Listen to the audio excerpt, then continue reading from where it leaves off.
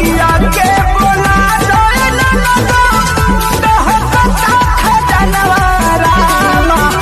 लोइया कटत डाल हिले बिलस में जो बनवा रामा।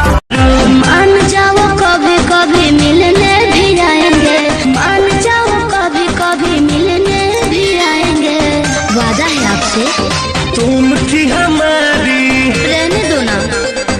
जान थी हमारी, तेरे दुल्हा को बताएंगे। केस तो हर पहाड़ी जाना दिलवा के कोई लम दीवाना गाड़ी पुतरिया चलावा तो छुरिया मन कर फाल जाई बाधा। देखी देखी लड़किन के जुल्फी झाड़ेला सखी भातारा मोरा टेम्पू के ड्राइवर हो झटका हमरेला सखी भातारा मोरा।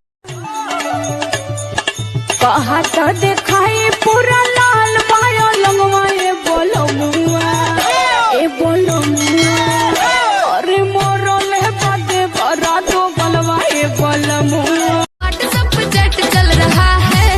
अरे और सुनिएगा दिमाग के हैंग हो जाएगा। अरे बताइए ना भौजी, लॉकडाउन में और क्या चल रहा है? कि दिन भर टिकटॉक चल रहा है, बिगो पर वीडियो बन रहा है।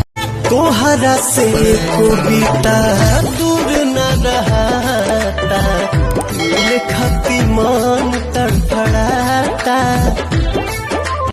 लेके पिचकारी जीवा जारेला सखी भातार मोरे टेम्पू के ड्राइवर हो झटका हमरेला सखी भातार मोरे। रात भर मोठवा से सटवले रहो राजा जी, लगवले रहो राजा जी, लगवले रहो।